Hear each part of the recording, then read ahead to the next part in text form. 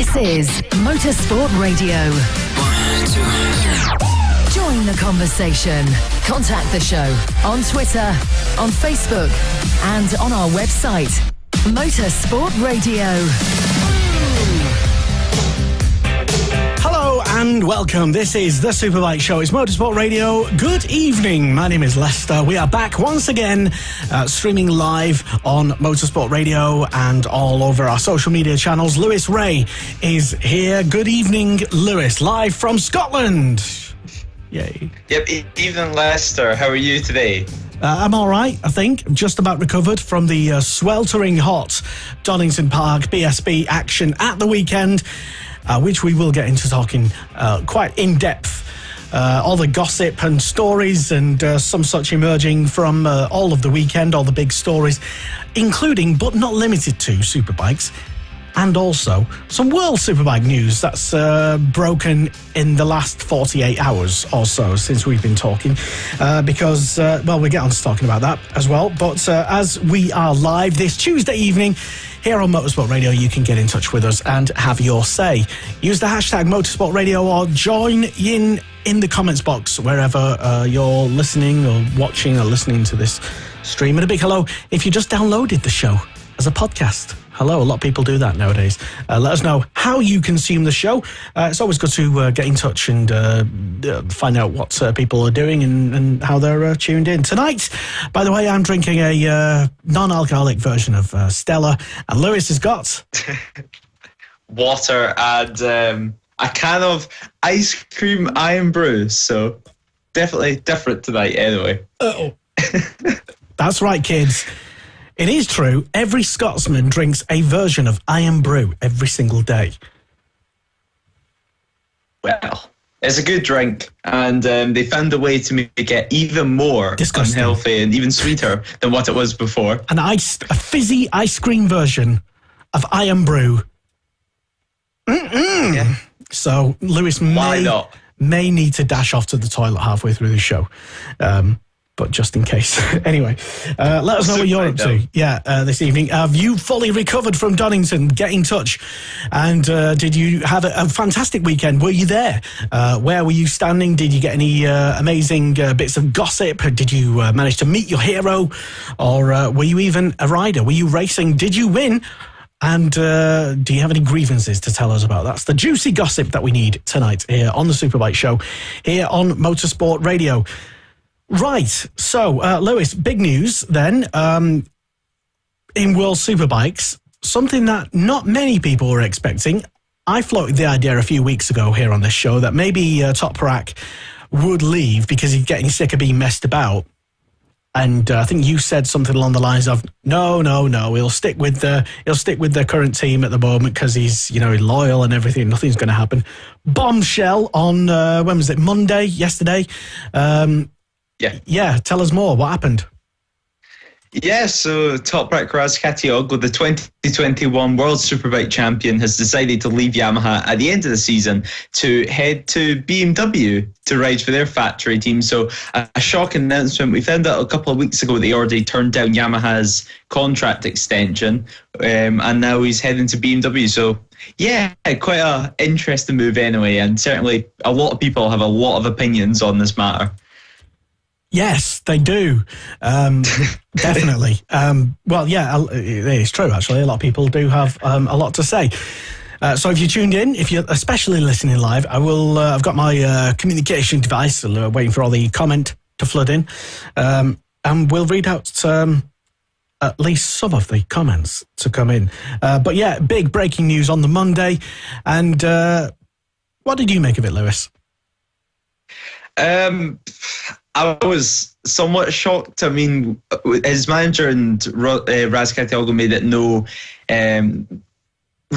secret that they were already talking to other manufacturers, and named BMW as one of them. They also were wanting to speak to Honda, but I don't think Honda really gave them too much of a response. But yeah, BMW's replied, and now he's away there. I was pretty shocked by the matter because I didn't think he would actually go through with it. I was more expecting it to be a negotiation tactic to try and get a bit more out of Yamaha.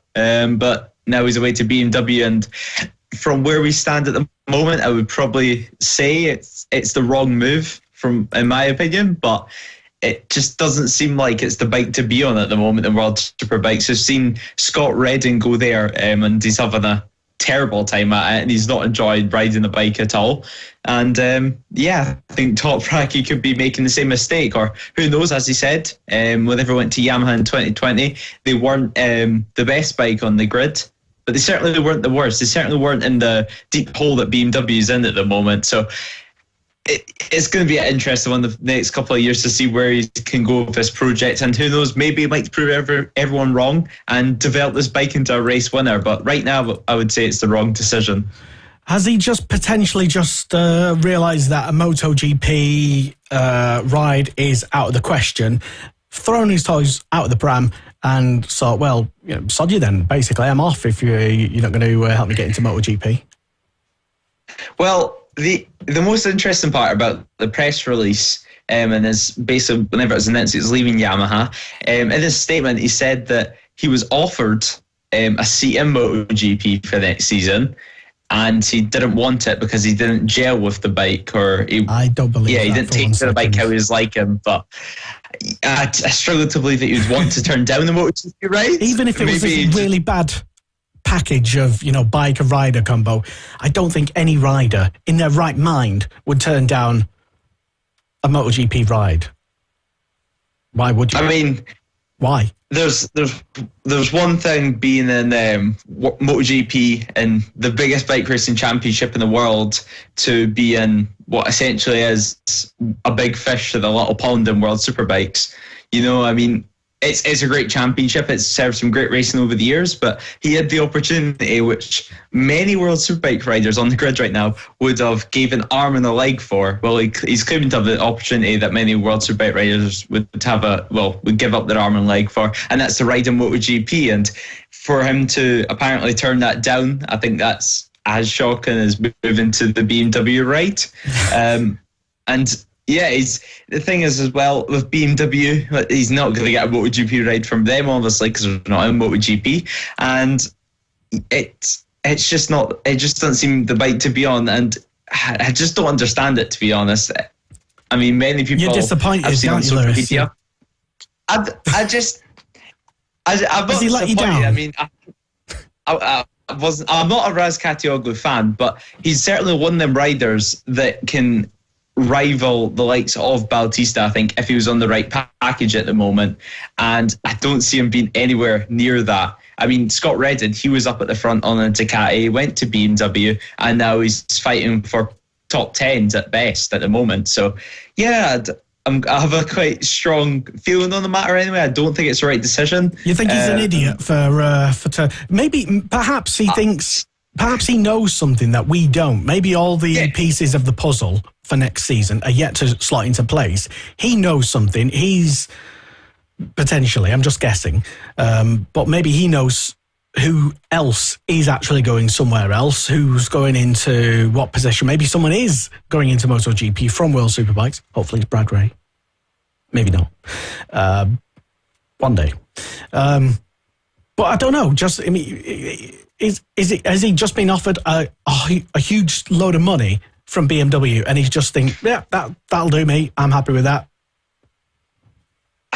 I don't know, to be honest. I mean, I think the rumour that was floating about was that Yamaha's contract extension was worth around 1.5 million euros. Obviously, that's not confirmed, but it was roughly about that from one of the high-ups at Yamaha that said it to the media.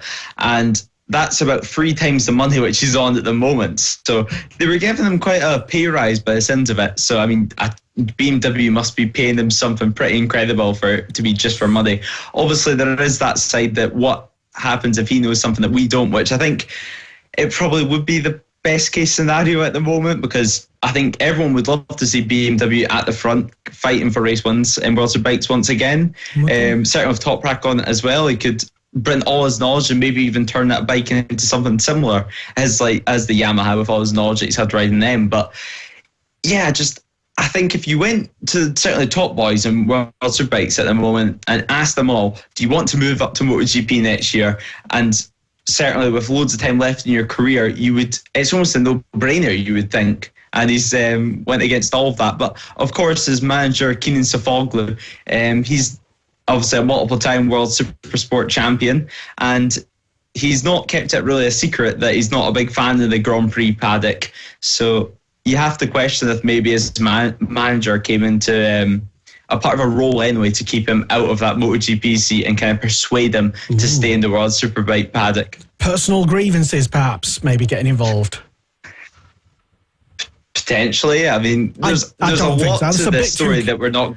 Yeah, maybe that's a bit too conspiratorial, I don't know. Yeah. But yeah, there's a lot to the story which we're not going to know, I don't think, ever. And I think we're just going to have to wait and see of how he gets on and how he goes and how BMW goes next year. Because, of course, we don't know, well, he might know maybe on who's in talks of BMW, but we don't at the moment anyway who's going to be in that number 2 seat, whether it's going to be a Michael van der Mark, whether Scott Redding's going to stay for another year, or whether the likes of Garrett Gerloff might get a move up, Loris Baz might get a move up to the factory team. We don't really know who's going to be in that factory BMW seat alongside them. Well, that leads us on to my next question, actually. Funny you should mention all of that. Kyle Winter has been on. Good evening, Kyle. He thinks that he doesn't, or Kyle reckons, he doesn't think Toprak will succeed at BMW. He will basically do the same as Scott Redding. And, yeah, which leads us to, again, just question his sanity, really. Why is he, well, other than money, but why, I mean... He said as well that it was for a new challenge, basically, and he wanted to be surrounded by new people. Yeah, exactly. So he's certainly going to get what he wants anyway. He's going to be surrounded by completely different people, and he's going to have a big challenge on his hand. And it's really going to show his worth, I think, this next couple of years. It's going to show his mentality in the sport, and yeah, it's going to be interesting. But at the start of the season as well, Scott Redding, he thought that BMW weren't taking the World Superbike programme serious enough because the team manager wasn't even turning up to pre-season test sessions. So maybe they've said to riders that they're going to have more commitment next year. They're going to put more money in it. Who knows? But there's a lot of social media interaction, as I said, and there's a lot of people having opinions on this. But not many people are of different opinions. It seems to be the common factor in the comment sections. Yeah, I haven't seen anyone other than the diehard Toprak followers who was kind of like, yeah, okay. I haven't seen many people of the opinion that this is a fantastic move for his career and this will be great for...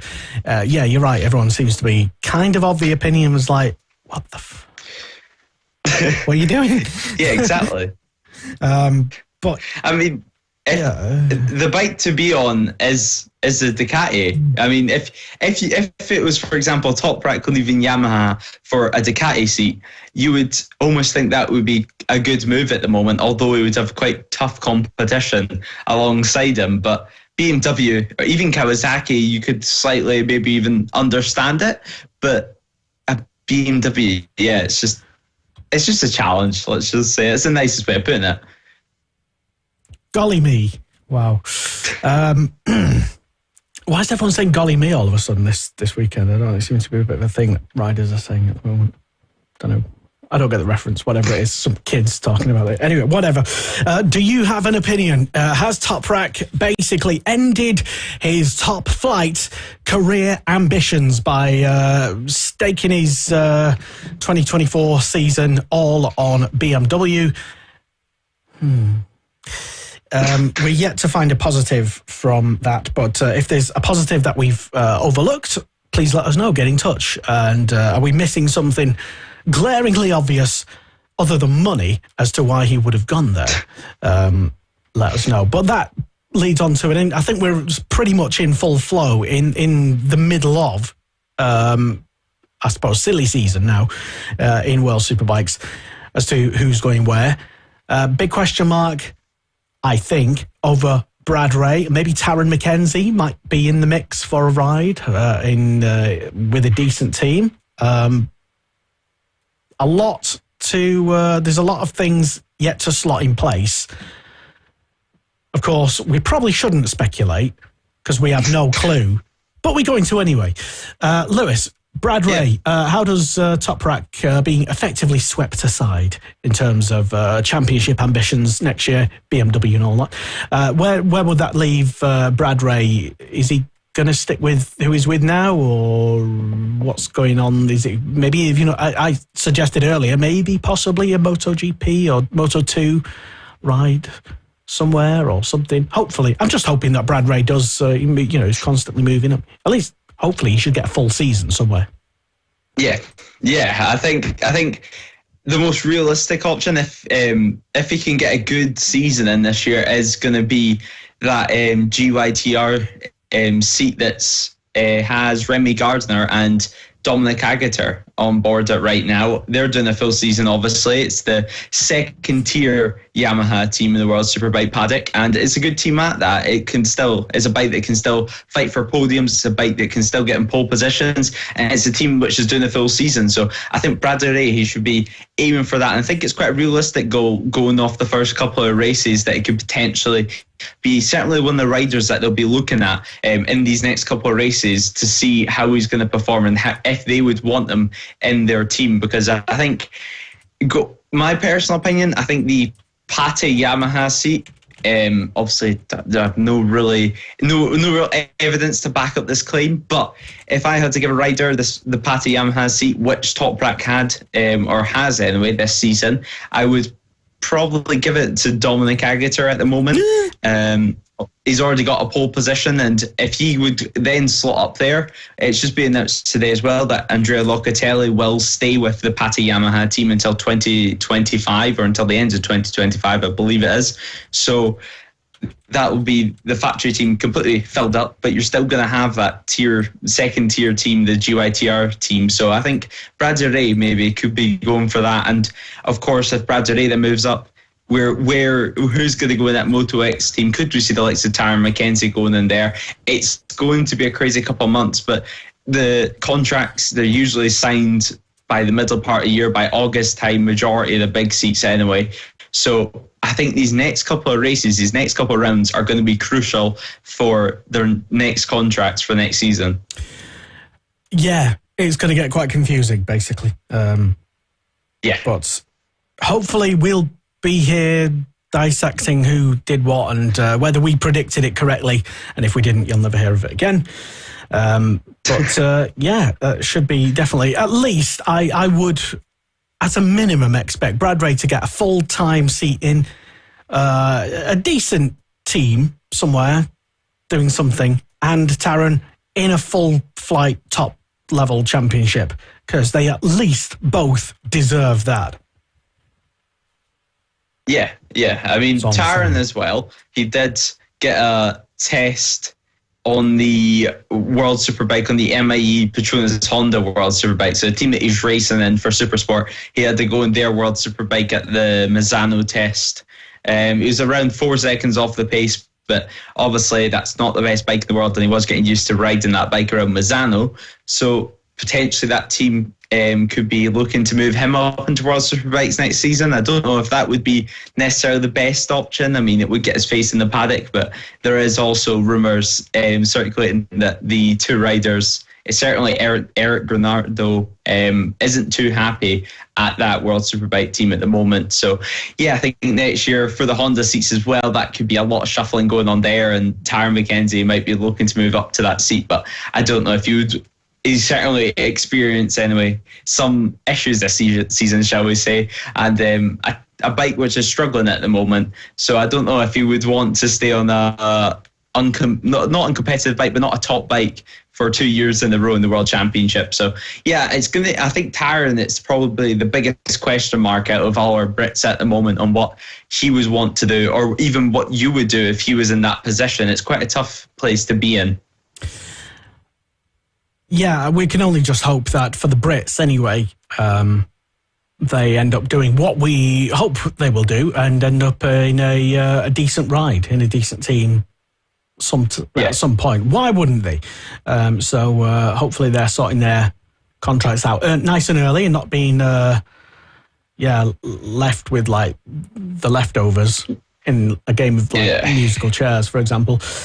Just checking out all the comments from your article, Lewis, on the website motorsport.radio, on social media. And not one of them, as I suspected earlier, was positive regarding the Top Rack move to BMW. Lots of people suggesting that it was a bit of a joke, couldn't believe it. A lot of people in dismay.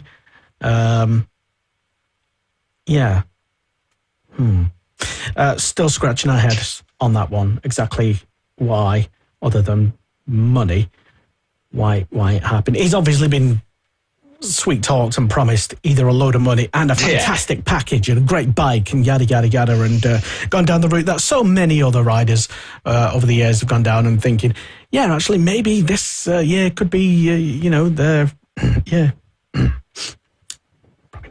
maybe. I mean, it's going to be a lot. It's going to need a lot of luck anyway, and a lot of development over one season for a miracle to happen. Well, I suppose they've got one of the, they've at least got one of the right people for the job, potentially. So who knows? Let us know if you have any opinion on the shock news yesterday that Top Rack in World Superbikes is going to BMW next year, and seemingly further away in terms of career prospects from MotoGP, where many people had anticipated he'd be heading towards, really, rather than moving away and further down the order in World Superbikes. But that might open up a seat for someone else, maybe a British rider potentially, to do something. As we mentioned, maybe Ray or Mackenzie or something somewhere by someone. Who knows? Whatever. Any other World Superbike news? I've not seen much else other than Agata had arm pump surgery yesterday. So. Yeah, that's been pretty much about it. It's been quite a quiet week from World Superbikes. It's been quite a quiet week for news in general across all the championships, apart from, of course, BSB, which we'll get into slightly later on. But a little bit of news came out of not World Superbikes, but in MotoGP yesterday, I believe, whenever Francesco Bagnaia confirmed that he has a fracture in his ankle after his crash in Le Mans, which involves some fist fighting anyway in the gravel track between himself and Maverick Vinales. So slight injury for him, but it'll be fine by the Italian round by the time they get to Mugello on the 10th and the 11th of June. So plenty of time to recover. So it seems like it's just a blip from him, and a lot of question marks also lie at the moment on whether there'll be another two Yamahas on the grid for next season. Because I believe the whole Top Rack stuff, I think a lot of reliance was on Top Rack coming to MotoGP and bringing in some extra money to Yamaha. So I don't know if there'll be an extra two bikes on the grid on the Yamahas next season, or whether what's going to happen with Franco Morbidelli as well. So still a lot of answers, still a lot of questions to be answered in MotoGP on that front as well. And it's been a pretty quiet week for news. There's been one small nugget of information, but no less significant. This weekend at Knockhill, if you're in the area, check it out, because Lewis Ray will be riding against the likes of whom, Lewis? Inform us. Actually, this weekend at Knockhill, it's a good weekend to come if you're in Scotland, and I will advertise it this week because it's the revival or rewind weekend, I should say. So there's some famous faces that will be up watching the racing. The likes of Rory Skinner, of course, will be up there. I believe he's at Knockhill tonight, actually, testing his old 125 Aprilia for a little bit of fun. But Rory Skinner's going to be coming. John Hopkins will be coming, and Randy Mamola as well will be making an appearance at Knockhill on Sunday. Of course, vice champion in the five. Or will they just be there? I believe that they're going to be riding some laps throughout the day, but they're not racing. Sadly. Just exhibition. Yeah. It's a rewind weekend, so there's plenty of 500cc Grand Prix bikes on display. There's some TT winning bikes are also going to be on display. Bikes from 70s, 80s, and the 90s will be there as well. And of course, I'll be racing. So probably the part that everyone's, of course, most excited about. But plenty as well of BSB riders coming. Some people that have commentated on as well, which is going to be quite weird. Ronnie Harris making his way from racing in Ronnie Harris. the GPs. That's his new name. British Talent Cup rider. So a couple of British Talent Cup, a couple of British Championship riders will be coming up as well. Kew Walker, Finsmart Whedon on the Junior Supersport class this year, and BSB are making their way up. Everyone's basically testing for the next round of BSB at Knockhill and are coming to try and show the Scots how it's done. So it's going to be an interesting one. Will Troy Jeffrey be there by any chance? Yes, Troy Jeffrey and Scott McPhee. I believe Scott McPhee's also on his British Talent Cup bike by the sounds of it, so he's getting some extra running in there. Troy Jeffrey is just on a 300 this round, I believe. No British Talent Cup action for him. And yeah, so it should be a good weekend. Anyway, it should be a good weekend of racing. Plenty of entries. I think it's over 150 riders entered for this weekend, so plenty of riders. Shame that's not live streamed anywhere. Yeah, it is. That would be pretty nice if it was live streamed. You'll be able to watch some of Scotland's best live. Potential motorsport radio, that would also be pretty nice. But, who knows, one day. We've done live streams from Knockhill, yeah. So get in touch. So it's a lovely little circuit. I've not actually looked at the weather yet for this weekend. Well, obviously monsoon weather. I was expecting sunshine and 20 degrees, but we'll wait and see. So it'll be you versus basically the best of British with, like you say, Scott McPhee and Finn Smart-Whedon, who I think got himself at least a podium. Was it a win at the weekend? Yeah. I can't quite remember. No, it was just a podium. Lewis Jones won both British Junior Supersport races, but yeah, Finn Smart-Whedon is fast and it's going to be an interesting one. That's all I can say at the moment. I don't really know what to expect. There's British Talent Cup bikes, the 400s, the British Supersport, Junior Supersport bikes, the old 400s, which they race on the Irish road races, and 650s all in one race. So it's going to be an interesting one because the British Talent Cup bikes are surprisingly quick on the straight anyway, with the amount of corner speed they carry on. We have to drop off a lot more speed. Now, I'm sure you can come close to them. Stop getting your excuses in early. Yeah, I'm not going to be too sad if I get bet by some of Britain's finest young talents. So, ultimately, you've got the final say, Lewis, because you'll be commentating on at least some of those riders at some point, and be interesting to see, wouldn't it? I will. I'll look forward to it anyway. Yeah, I'll either your dad to send me constant pictures just so we can use against it. I mean, show you our support for how you get on this weekend. Staying on. Yeah, of course. And, at least a podium. Let's say top 6, top 10. Yeah, just finish. Top 10. Top 10, okay then. Fair enough. Rod Walker's been on. Good evening, Rod. And he says hello from sunny Dumfries this evening. And he also suggested maybe Toprak, regarding our previous conversation, is heading to MotoGP, but with BMW. Could we ever see this thing? I mean, BMW have made one MotoGP bike, and now it's sitting in the head office of the BMW Motorrad director. It was tested by Jeremy McWilliams. And I can't remember who else, but it was a 3-cylinder bike as well. And they tested it, and then MotoGP changed the rules, and it practically just got bent, the whole project. And now it just sits in the office all day collecting dust. And I really don't, I mean, BMW, they're not a company that I would say short for money. Certainly with their car programs, they pumped a lot of money in that back in the past couple of years. So I don't understand why you wouldn't want to have a shot at the big league. Of course, though, I would probably say that they would need to, in my opinion, sort out their World Superbike program and get into a race winner before entering the likes of MotoGP. Yeah, I mean, at least master something like World Superbikes first, like you say. Yeah. Don't go trying to do, don't try and run before you can walk. Or at least do like a MotoGP race before you can even get on the podium.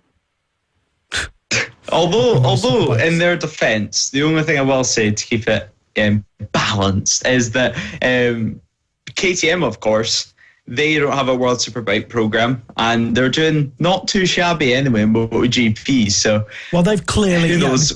KTM are a little tiny bit different in that they have clearly thrown their resources into MotoGP. Yeah. And, they're making it work. Yeah, KTM, they just seem to go all out and they stick at something until they're race winners, and they've proved that point in MotoGP. So, I don't know, maybe BMW just needs a bit more minds behind it, a bit more motivation anyway, to turn the project around at the moment, because certainly, of course, the bike is working in the likes of BSB, but something's amiss in the World Superbike programme. So I think they're going to have a look at certainly the personnel and what their plan is for the next couple of years. And I'm sure they've ran that through Toprak, and he seems to be quite happy with it for the paycheck. For now, I'm sure. Well, Scott Redding was happy before he actually got on the bike, wasn't he? But anyway, let's see how that develops. A big hello to Kim Hollings, who's also tuned in at some point. Good evening to Kim, and if you just joined us, basically, a big hello, welcome. If this is your first experience of motorsport radio, then we talk about all sorts of different motorsport radio. Yeah, sometimes we live stream races and stuff, and bring lots of fantastic interviews, and we have live racing action as well throughout the season. Live BSB racing action, and we've got a special BSB at breakfast show during every BSB round, 6 a.m. till 9 a.m. As you're making your way to the circuit or getting up at the campsite, you've at least got something to listen to, and it's bespoke to every single individual circuit that BSB goes to. For example, and the next one is Knock Hill, for example. So, yeah. And the schedule for Knock Hill, or at least the first version of the schedule, somewhat curtailed, I would suggest, in that, well, I've only just been paying attention to the RNG British Talent Cup. Mostly, perhaps, it's because a lot of the riders will be doing exams, their GCEs, on the Friday. So there won't actually be any running for the British Talent Cup on the Friday at all. There will be free practice and qualifying on the Saturday, and 2 races on the Sunday. Right. Yeah. I mean, exams are done by then. It's the 10th. It's the 10th of June or whatever, isn't it? Well, no. Maybe in Scotland, where Scottish kids are they're going on their summer holidays now, apparently, because every Scottish teacher's decided to go on strike. That Lewis told me that. That's not me saying that. That's not me taking the piss. That's why they're all hitting their Brew ice cream versions early. So. Yeah, I mean, I'm looking forward to Knock Hill anyway. It's a bit of a shame, but I mean, it keeps Sunday's schedule more packed. Last year though, I believe this year it's the Junior Supersport as well at Knock Hill, I believe, and they've not been there in a couple of years, if at all. I don't really remember. And yeah, it's gonna be good to see a lot of motorcycles on that grid battling out, and maybe even some Scottish entries might enter that class as well as a wild card. So yeah, I'm looking forward to Knock Hill for second event this year that I'll be going to for BSB wise. So should be a good weekend, and it'll be good to have 2 British Talent Cup races in one day. Yeah, sure. I'm going to say okay. Yeah, that'll be good. Keep me busy. Anyway. It's strange though. It's strange on this Friday. They wouldn't have any action, but I think that is just because so many riders are doing their exams potentially. Can't think of any other reason why that might be. So and as almost no riders live in Scotland in the British Talent Cup, with McPhee being an exception. Although does he live? Yeah, I think he does. But yeah. It's a bit of a trek, and a lot of people flying up on the Friday. So, yeah, it's not like... some people missed FP1 at Donington because they were doing a maths exam. Anyway, they managed to make it for FP2 and for quali and such. So bit of an interesting one. But that's just the first version of the schedule for Knockhill BSB. Talking about BSB though, well, let's talk about the weekend. An interesting set of races, not just BSB, but the support races as well. For you, Lewis, the highlights, well, obviously, you've been, I guess, looking at Kyle Ryde and a first podium for Ryan Vickers as well, which I think I predicted, on last week's show. Did I predict that? Your podium? You thought about it, but I thought, therefore it happened. So you're welcome, Ryan. Your final pick was Danny Kent. Ryan Vickers, did you say?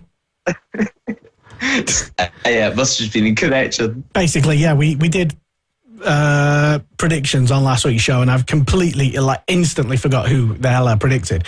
And then it was like all weekend, it was just ringing a bell. It was like, Ryan Vickers on the podium. Did I predict that? I can't remember. Honestly, can't remember. Apparently, Lewis was really diligent and wrote it all down. So what did we get right, both of us, and what did we get wrong? I'm relying on you to be honest. Well, this whole weekend, I was thinking the exact same as you. I was thinking, I predicted Jason O'Halloran to be on the podium. I think it was, or even take a race win. It was one of the two. I was like, I swear I put Jason O'Halloran down. But instead, I went for my race, one of my race winners as Glenn Irwin. Instead, he just decided to stay on the podium for the majority of the weekend, which was a shame.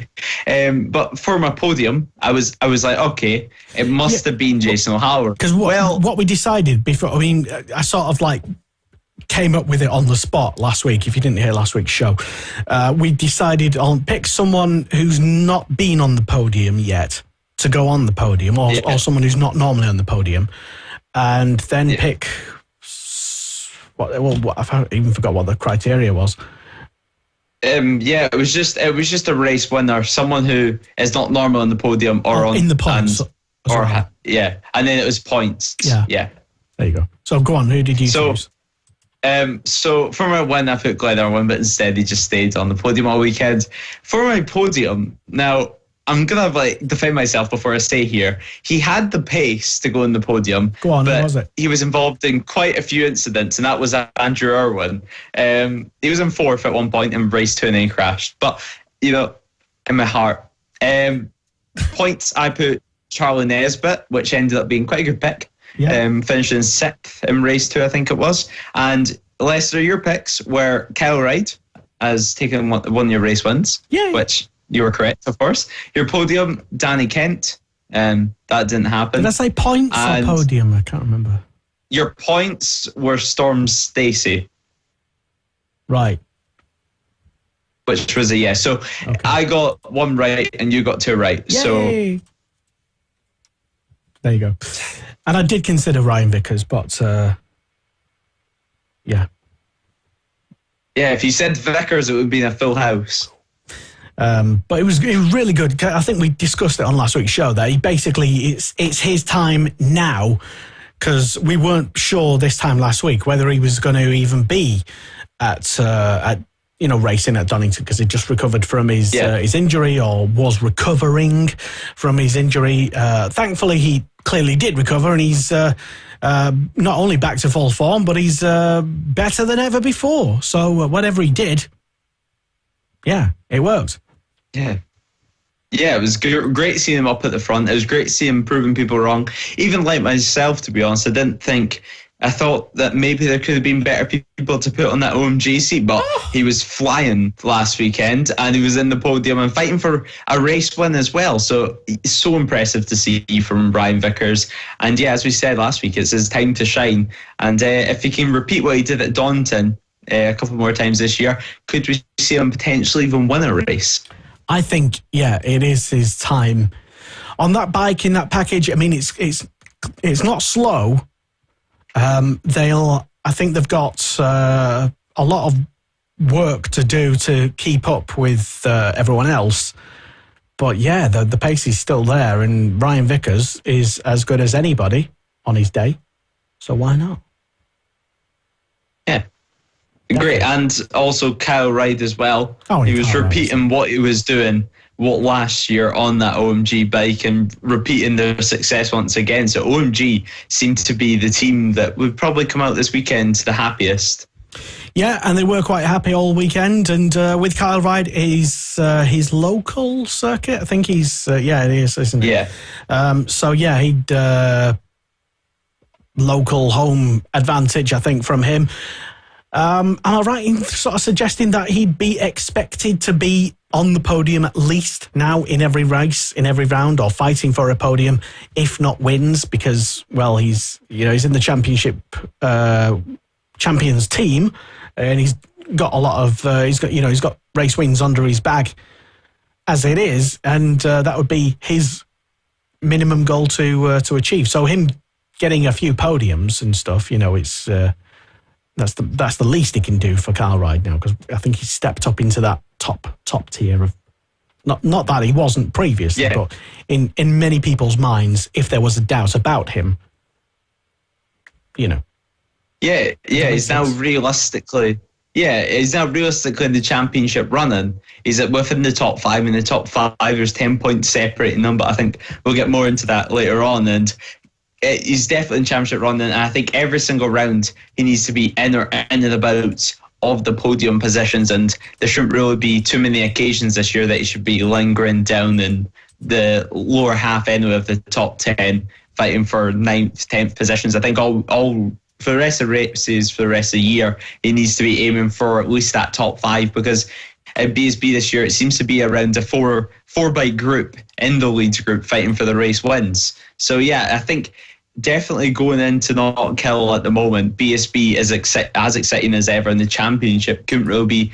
too much closer at the moment. So yeah, I think Kyle Ryde needs to be aiming for that, but he's going to have some pretty steep competition, because there's still some plenty of people that are fighting for that championship, like Leon Haslam, who has still not picked up that first race win of the year, and he's in front of Kyle Ryde in the championship at the moment. So it's going to be an interesting couple of rounds. But Kyle Ryde, just finishing off on him, he did, of course, have a slip-up this weekend. He had a crash while leading one of the races. So if he didn't have that blip, he could have potentially been second or third in the championship at the moment.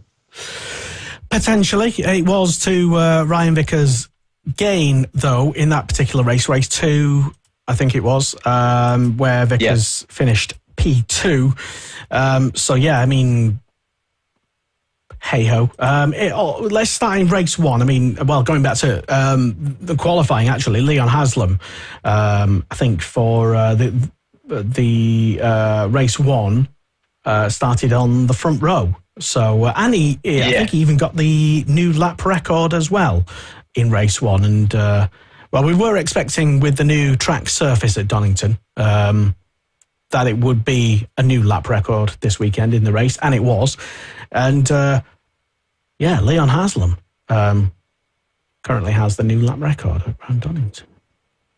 Yeah, he's flying this year on that BMW, and certainly if we compare him literally just to 1 year ago on that Lee Hardy Kawasaki, he looked like he was lost. He looked like he didn't know what he wanted to do or what he wanted from his race meetings, and now he went onto that BMW, that Rocket BMW Motorrad bike, and he's straight away flying at the front like his father did back in the day, Rocket Ron, but this time Leon Haslam on the Rocket BMW, qualified in second and was fighting for podium positions all the way throughout the weekend. So, yeah, good mix of manufacturers at the moment at the front in BSB as well. The BMWs, the Yamahas, Ducatis, even a glimpse of Honda this weekend as well. So, yeah, race 1, it was Kyle Ryde, of course, did start on that pole position, and he managed to convert that into his first race win of the weekend, which straight away I was impressed by. It was something that we were expecting going into the race weekend, but it was flying, and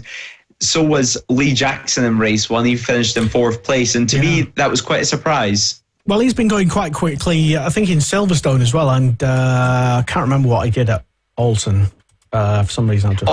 blanked that round out for some reason. For all the Kawasaki's, certainly autumn was a slightly stronger round for them, but at Silverstone, the top Kawasaki was 9th, I think, which it wasn't terrible on paper, but considering where they were last season, it looked like Kawasaki should be further to the front, but it seems that now they finally found something and they're managing to yet again bring another manufacturer towards the front in BSB.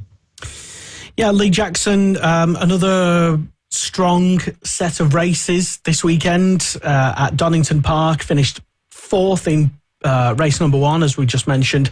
He finished 5th in race number 2 and 6th in race number 3. So a good haul of points from Lee Jackson. Also, just checking on Christian Idden as well. He was DNF in race 1. And I forgot what he did in race number 2. Where is he? P9 in race number 2. And he had a good race 3, finished in 5th place as well. So, former, he's been on the show this season, I think, a few weeks ago, Christian Idden. That was an interesting one. Also, having a good weekend, not someone that we normally talk about, only because... we talk about other people, I suppose. No, there's nothing, no other particular reason for that. But we're going to talk about him now for a little bit. Tommy Bridewell, DNF'd in race number 2, but in 1 and 3 on the podium, P2, nearly getting a win. Wasn't to be. Could have been very different for the PPM team this weekend. A good weekend, another one for the team and for Bridewell. Yep, another good weekend for them once again, fighting for championship points, consistent points, not making too much mistakes over the course of the weekend, and he manages to still lead the way with the championship lead. So Tommy Bridewell, of course, in race 2, he did get that DNF, but that was a mechanical issue from that Ducati. So he's not really made a mistake all weekend, and who knows, it could be another podium in race 2. We will never know, but he still managed to keep that damage as low as possible. He leads away 3 points away from his teammate. So it's a PPM 1-2 at the moment, and I think Paul Bird's pretty happy, considering at the end of last season he was considering pulling the plug on BSB, and now look at them now flying at the front and taking race wins. Tommy Bridewell, he just kind of goes about the paddock. Obviously he's a happy-go-lucky guy, but you don't really see too much of him in the media too much. He kind of just goes about, does his thing, does majority of his stuff on the circuit, and this season it seems to be working for him, and it seems to be that move to the PBM bike was the right move for this year. Yeah, I don't know if it was just a mixture, a combination of right place, right time, but it seems to all be clicking for Tommy Bridewell in the lead of the championship by only 3 points. Glenn Irwin close second at the moment, and Josh Brooks in 3rd place. Leon Haslam in 4th, and Kyle Ride in 5th. There's only 10 points, Lewis, separating the top 5 in the championship. It could not be closer. Maybe it could, but within 10 points, that'll do anyway. Certainly a spicy prospect going into Knock Hill. Yeah, Knock Hill as well. It's going to be a completely different circuit compared to Donington Park for these guys as well. And who knows, we could see a couple of new guys at the front. Max Cook as well. Quick shout out to him. He was going really well this weekend. Finishing in 11th in race 1, a very impressive result, and finishing 12th in race 2, and then he had a slight slip off in the open stages of race 3. But Max Cook, incredibly strong all weekend, just for a rookie as well. So considering that step that he made from the Junior Superstock Championship to a factory BSB bike, although we know his talent, it's not a step which you would normally see a rider do, but it's paying off for him at the moment. It seems that he's just showing some signs of the steps that he's taken, and the fact that he's gelling with that motorcycle and with that Kawasaki ZX-10R. So yeah, I'm really happy for Max Cook as well this weekend. Yeah, Max always I'm going to say a top talent, only because, I mean, I've known him since he was, a smaller Max Cook. Basically, yeah. both coming through the him and like a lot of people now, more increasingly than before, the Fab Racing paddock.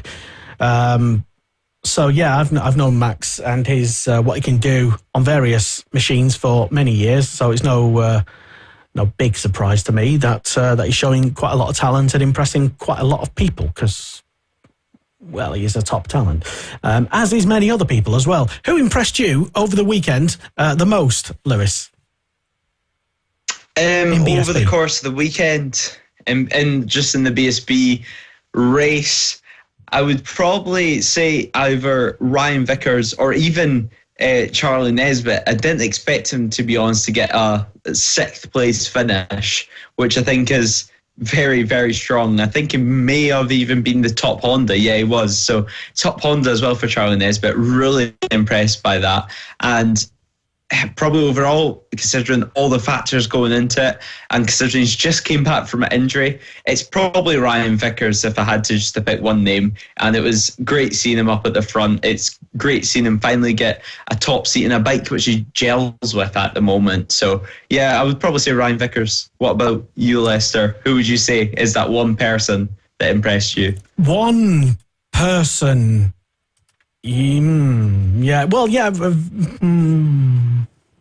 because there's so many.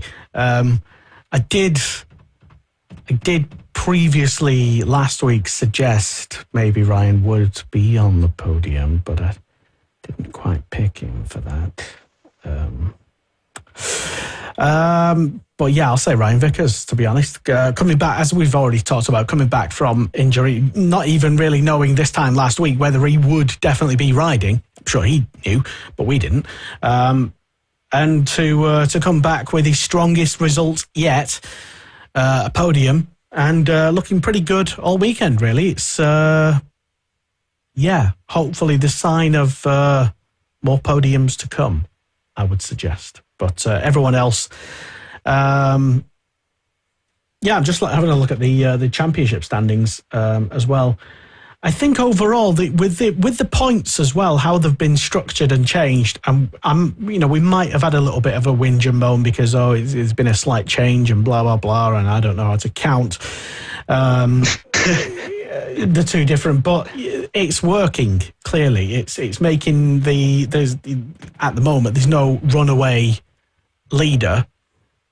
There's 10 points separating the top 5 in the championship at the moment. And I mean, imagine 10 points separating the top 5 coming into like the last few rounds of the championship. That'll be, no showdown as well. Yeah. Which is basically what some people wanted, to get rid of the showdown. I forgot why, because it wasn't too bad. I mean, it wasn't. But basically, my great fear is that there's going to be one runaway winner, or one runaway standout performer. All credit to them. But from a spectator point of view, from a TV point of view, hopefully we're not reminded of why the showdown was put in place originally in the first place, if that makes sense. So at the moment, big thumbs up from me for the championship. It is working. I think Knockhill will provide a lot of interesting races. Clearly we don't know, but we can only speculate, and I think it's all going to start kicking off properly. I mean, we thought it might. Yeah. If you thought it has already, just wait till Knockhill. Basically. Always a good one. And it's your home race. Well, you'll be racing this weekend, exactly. Lewis. So, got any tips for some of the, maybe not the BSB riders, but any of the younger competitors who you'll actually be racing alongside this weekend? Just stay on the bike, really. I mean, I'm not really the type of person to give tips. I keep all my amazing secrets to myself. But no, Knockhill, it's a really technical circuit. It's a track with a lot of undulations, a lot of bumps as well, especially the back straight. Well, it's not really straight, to be honest. Has it changed? Have they done any like new tarmac anywhere, or is it like any, as a local, any inside information? that we need to know? I don't think it's been resurfaced in a couple of years, to be honest. But, by the time BSB comes this weekend, we'll be met with all the old paint from last year's BSB round. But before BSB come, they'll get the nice grippy paint put on the curbs for them. So that's how they're just so much quicker than us Scottish boys. But yeah, it's a track which you need a lot of momentum for, which I think certainly the likes of the British Talent Cup bikes and Junior Supersport bikes, it really works well at. The super bikes, they really have to manhandle them and try to get all the performance out of the bikes. But in reality, it's almost like a go-kart circuit for the superbike riders. But certainly for British Talent Cup boys, it's such a flowing track. If you mess up, for example, McIntyre's turn 3 at Knockhill, the right-hander, that messes up the next 3 or 4 corners around the circuit because you have no drive and they all just flow into each other. So yeah, it's a tricky circuit, and it's a circuit which really on the superbike there's not too many places that you can make a clean overtake. You have to be pretty risky with your overtake and be pretty brave anyway, to say the least. And yeah, it's great. It's still as bumpy as ever though. Certainly coming down the back straight into the braking zone for the hairpin, there's a lot of bumps around there, and there's a slight bump on the main straight going over the crest, but overall it's not too bad. It's a great circuit. Of course it's my home round. It's only 2 hours drive for me, so yeah, it's one of those circuits which of course is going close to my heart and that I'm going to be pretty biased about. But yeah, it's always fun to watch superbikes around it. Although, certainly the likes of Donington Park, they can get their legs stretched out a bit more, could say, but it's probably one of the most physically demanding circuits anyway, because there's not too much rest on a superbike. Fair enough. Yeah, they're the infamous bumps in places that you know all too well, that caught out many a rider over the years, including, but not limited to, last year's RNG, as it is now, the RNG British Talent Cup, where at the weekend at Donington we saw 2 amazing races, I would suggest. Yeah, just talking a little bit about what happened there. We already mentioned that some of the riders were busy doing exams, maths of all things, at the weekend, so they didn't manage to get out for free practice. I think Evan Belford and Sullivan Mounsey and whomever else, I forgot who else. But yeah, there was definitely an air of this could be a great opportunity for the likes of Sullivan Mounsey, Lucas Brown, Harrison Desoy, because championship leader coming into this round, there was Brinton Knott at the races. He was at the Junior GP. Johnny Garness still recovering from his terrible injuries. And also Rhys Stevenson getting a what we think is a wild card ride at the Junior GP. I understand he will be back at the RNG British Talent Cup with his own team, as he was previously, with his family-run team, Rocket Racing. He'll be back racing at Knockhill. That's if he's not doing exams and stuff. Yes, he... well, I say he might be with Rocket Racing. There's an outside possibility and an outside chance that he could actually be on a Vision track. He could be on Johnny Garness's bike. Just wait and see on that one. But whoever, I mean, it's always good to see Rhys Stevenson. So anyway, without those riders, there was an air that it might be someone else's time to get maybe a first-time win, and everyone was looking, I certainly was, towards Sullivan Mounsey without trying to put too much pressure on him, of course. And he certainly wanted his first win, definitely. And yeah, well, in race number 1, he did it. He actually got his first race win, but it wasn't without without the how to say this nicely, there was a lot of drama, a lot of action. Maybe you can word it a bit better, Lewis, than what I could. But yeah, he managed to get his elbows out and secure his first win. And it all basically came down to the last lap as well. There was a lot going on, and it was Mounsey who won his first British Talent Cup race from Evan Belford. and Lucas Brown on the podium, getting his first podium in the British Talent Cup as well. So Evan, a little bit disappointed with his second. He thought clearly he could have won that race. And, two other quite delirious and happy riders in race number 1 in the British Talent Cup. Yeah, it was a great race in the British Talent Cup. Elbows out, as you said, and the top, well, basically if you're in that top group, you had to get your elbows out because it was either pass or get past, it seemed, all weekend. Sullivan Mounts, it was great to see him get his first race win, and Evan Belford as well, Lucas Brown. There's all the podium boys, so impressive. Ryan Frost as well, good result for him in 4th, and honestly, it was probably one of my favourite, not necessarily my favourite races, I mean, because of course we've seen dead heats, but certainly of the weekend, it was one of the races which provided the most drama. I would say race 2, probably slightly more dramatic, but we'll come on to that very soon. And of course, even at the final corner, Harley McCabe crashed on the final corner, which was pretty dramatic to say the least. He slipped off and he was absolutely livid at himself for that one. But Sullivan Mounts, so impressive. I believe you can head over to the British Talent Cup Instagram page and watch his interview after the race, which was filmed by Lester. And he'd said that Smooth Sully would now come out. So, yeah, for the rest of the season, which it didn't really go to plan anyway later on. Yeah, he said there was no more Manic Mounsey. It was just Smooth Sully from now on. And, okay, take that on face value, I suppose. But, the following day, race 2 on the Sunday. And, it was just before I mentioned that, actually, new lap record on the, I think it was race number 1.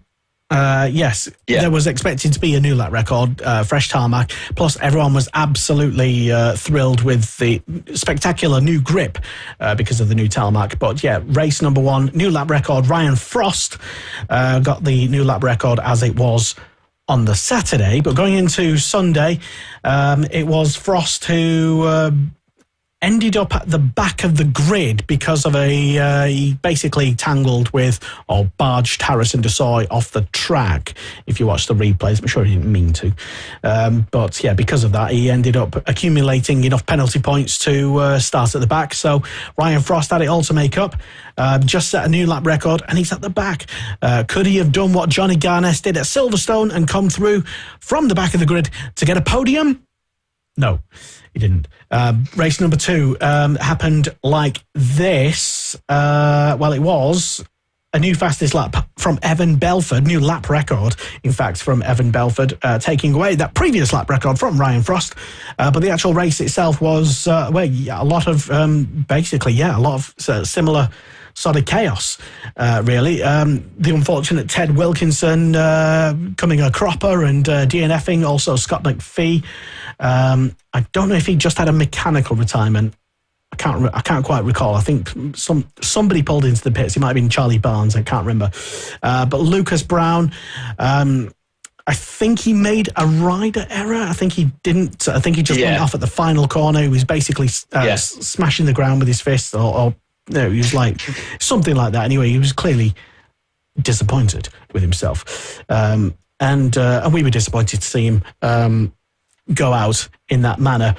But once again, it all came down to the final lap. Sullivan Mounsley was right in there in the mix, and we were all basically wondering what Sully could do, whether he would still be Smooth Sully, day one of Smooth Sully. And you explain what happened. I'm too. Well, it was a lot of drama in the final 2 laps anyway. Lucas Brown, he was running slightly wide at Goddard on the final corner, and he just lost the front. Slid out of it, completely unharmed, but his fists were probably quite sore after punching the ground a couple of times. But on the final lap, final corner, it was a lot of riders going into one corner anyway, let's just say. It was Sullivan Mountsey, I believe, trying to go down the inside of Evan Belford, and then at the same time, it was Harrison Desoy trying to go down the inside of Sullivan Mountsey. And Sullivan Mountsey got a bit too excited on the throttle anyway, let's just say. Spun up the rear, high-sided, and crashed out of it. He was very lucky to not get collected by anyone else. But then well, it was he did, pandemonium. Riders... Yeah, he got off quite unscathed anyway. I believe it was just a slight little clip to the head. But yeah, it was very dramatic to watch, but thankfully he got up straight away and was straight over towards the tyre barriers, berating himself at making such a mistake. So yeah, it looked like actually he was trying to convince the marshals to let him either push it over the line or to like ride it over the line, because he was trying to talk to him and like no, and then he stormed off again to the tyre wall. Yeah, and in all of that chaos and madness, I think Evan Belford had to take avoiding action as well, which cost him the win. So again, he was suitably unhappy. He did still get a podium though. But anyway, Harrison Desailly coming through all of that madness to take another win for himself in the season and celebrating. I think Harrison Desailly at the moment, sorry if anyone else is watching this, but I think you all need to live up to what Harrison Desailly does when celebrating a great victory, because he goes absolutely mental. So everyone else look towards Desailly, because that's basically how you do a celebration. I mean, nothing wrong with what Sully did on the Saturday, but I mean, they're just Desailly. I don't know. Watch his celebration again on the R&G British Talent Cup social media channels, and well, you'll just see what I mean. So yeah, Desailly. There you go. Yeah, Desailly really, really quick, and of course, I think. Carrera also had to make avoid an action as well. It was all pandemonium, really. It was bikes going on the grass trying to avoid Sully. It was Sully trying to get up on his feet as quick as he can, run off. It was a real heart in your mouth moment. But Harley McCabe as well, he benefited from that and claimed a podium as well. And I don't think he could believe it whenever he came across the line in second. Well, I said to him on the interview that we did straight after, well, I mean, you couldn't even probably, believe before Silverstone, because before Silverstone he was telling us that he didn't even have a ride. He wasn't even entirely sure. He was just grateful to even be at round one at Silverstone, and for him to be on the podium at round two at Donington, wow. But yeah, I mean, McCabe, super nice lad, and you get the sense that he's feeling very humble and almost like, wow, what the hell happened there? I'm on the podium. This is my best ever result. I asked him as well whether we'd see him at Knock Hill as well, knowing that his season might be a little bit precarious. Hopefully not. But he said he will be, and that'll be great to see. And he says he's not ridden too many times. I think he's only been round there once, Knock Hill, during a wild card, so that might be interesting. Belford, disappointing to have finished third. I think I have to agree with him, because he had to take avoiding action from Smooth Sully, who was bouncing across the track. But he was at least on the podium again, so I mean, that could have gone a lot worse than what it actually did. So chin up, Evan, because, well, you're leading the championship now. So there you go. And I did ask him about that as well. We did do a chat, which I think we'll probably put out on the Motorsport Radio channels, I think. I'll try and persuade the Talent Cup people to put them out on the thing. But anyway, if they don't, I'll put them out on Motorsport Radio. But yeah, Evan Belford, I did ask him what he thought about being the championship favourite now for the championship, and he seemed very sheepish and didn't like to sort of, almost as if I'd sort of like mentioned the unmentionable in the Belford household. Don't jinx anything, and then I just go wading in there with, oh, you're the favourite in the championship now, and he's like, I didn't want to think about that. But he is, and he's leading by 9 points. Belford leading Desailly, and guess who's third in the R&G British Talent Cup in the championship, coming out of Donington Park? Have a guess, Lewis. I mean, I'm just a complete guess. I'm going to say Harley McCabe. That's right. It's Harley McCabe. Yes, correct. And I may or may not have it in front of me right now, which kind of spoiled the whole game. But you certainly wouldn't have expected them to be there. Yeah, no offence, Harley. I mean, to be fair, I mean, you didn't even think you'd be third in the championship. In the championship? Yeah, but he is. Brinton slipping down to fourth place. I don't know if I don't think there's a junior GP for round 3 at Knockhill. I think Brinton may be back and obviously wanting to. He's got 30. He's dropped 32 points, basically, or at least 32 points. He's 32 points behind Belford now. So, yeah, it's not his main championship that he'll be wanting to win, but certainly if he's in the championship and he'll want to win it. Correa is in 5th. Sullivan Mounsley is 6th in the championship at the moment. Lucas Brown is 7th. Ollie Walker in 8th. Garness remains in 9th place. Ryan Frost up to 10th after his heroics over the weekend. Alexander Rowan in 11th place at the moment. Charlie Huntingford, Harrison McKay, Clayton Edmonds, Philip Soroviak, who was feeling very confident at the weekend, got a couple of point scoring positions as well. And I'm just having a quick look. No Reece Stevenson, not a single point yet in the British Talent Cup. Because, of course, he crashed out from Silverstone, didn't he? Yeah, he crashed at Silverstone. Now he's at Junior GP. I've just had a look at the schedule for Junior GP, and I think it's the weekend before 2 weekends before Knockhill. It's the first weekend in June at Jerez. So, yeah, no clashes next time out. So everyone hopefully should be there. Emmanuel Brinton should be back.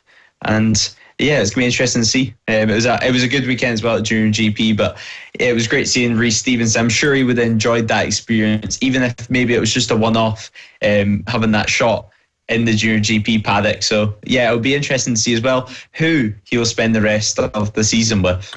I did ask him I sent him a message just after the show last week, just to ask him, well, because we speculated about it quite a bit, for a good 10 minutes. Is he going to be racing at Knockhill, Donington, or will he be not? I don't know, because his previous team had just announced that they'd amicably parted ways with him. So we were wondering, would he be back under his old team, his own family team banner, or what he was going to do. And he sort of teased that he was going to fly out from Gatwick for a surprise announcement. And then I looked on the Junior GP website and his entry list was on there, as well Harrison Desoy. Yes, he's due to do a couple of rounds at least at some point later in the season in Junior GP, as is most of the Cresswell team. Basically, they're all going over there and doing a few rounds all together. So, yeah, that should be interesting. But yeah, Reece Stevenson, I thought if he was going to be at Donington, he would have probably won a race, as I said last week. But he wasn't, so he didn't. Yeah. But it's one of those opportunities that I don't think he could have turned down, getting a chance to race in the Junior GP at Valencia, a very, very nice circuit, and in the Spanish sun. Yeah. And why not? But in Junior GP front, actually, more for the Vision Track team. He had a consistent weekend. I think he had a small tumble at one point, but he was mainly just building up and learning the bike, learning the tyres and learning the team. But Casey O'Gorman, of course, as a teammate this weekend, and Casey got taken out on race 1 of the European Talent Cup race, and he's got a broken foot now. So not what Casey O'Gorman would have been wanting, and more struggles for the Vision Track team this season, it seems, in Junior GP from no fault really of their own. I thought it was a broken hand. No, it was a broken hand, I think, before, but now he's broke his foot. Oh, okay. So he's added another injury onto the list. So with, of course, Kiko Giles commentating. Yeah, former. Kiko Giles. I haven't actually watched it yet because I was busy at Knockhill and busy sleeping on the Monday. So yeah, if you manage to, they are still online on the Junior GP YouTube somewhere. Yeah. But yeah, check them out the weekend, all the races. Kiko Giles, former presenter of the show and current Motorsport Radio breakfast show host, Kiko Giles. Yeah, so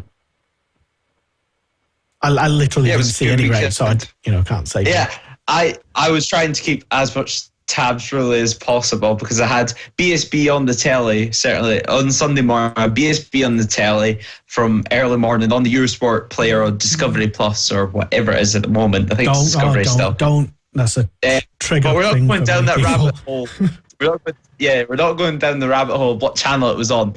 So I had that on the TV. I had Junior GP on my laptop, and then I had touring cars. Well. I know. Laptop, yeah. But yeah, it was a good weekend. I was trying to keep as much tabs as possible, and luckily there was quite a big break between, I think it was British Junior Superstock and the BSB race, so I could just flick on BT Sport and watch the rest of the Junior GP. So yeah, a good weekend of racing and good condition for them. There's not really much more to say. It was just like you expect. Casey, it was unexpected, to be honest. Casey Gorman sitting in second position. Brits going strong once again on the European stage, I guess you could say. And yeah, Ayogura, I think, was also there for the practice, as we were expecting in Valencia. And he was not topping the timesheets from my eyes seen. So that was pretty surprising anyway. It just shows the depth of field that's at Junior GP, the fact that they're able to be as quick as the World Championship Moto2 riders and last year's vice champion. So yeah, a good weekend at Junior GP. I watched as much of it as I possibly could in between BSB, but BSB took priority this weekend. As it should, yeah, definitely.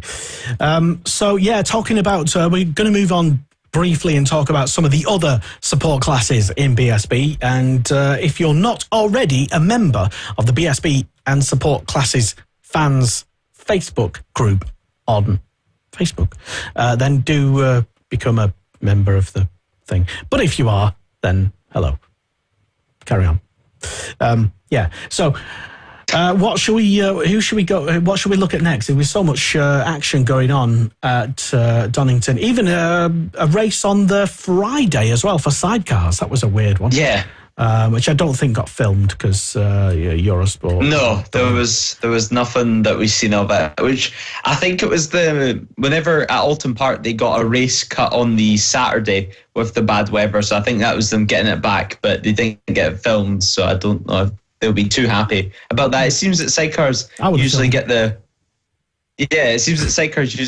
back end of the stick. Anyway, it seems so. The victims of a schedule.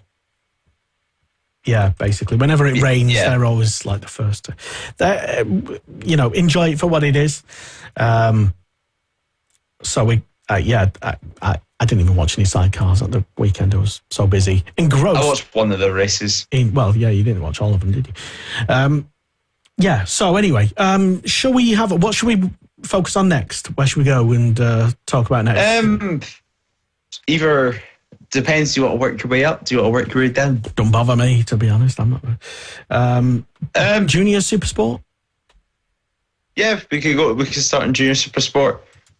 Okay, cool. Yeah, and you're actually racing Finn Smartweed this weekend from Junior Supersport, aren't you? So yeah, it gives me great confidence of how well I'm going to be doing this weekend. Obviously, knowing that these boys are coming up, and they're going to be fast straight away. I can almost guarantee that one. But it was a good race.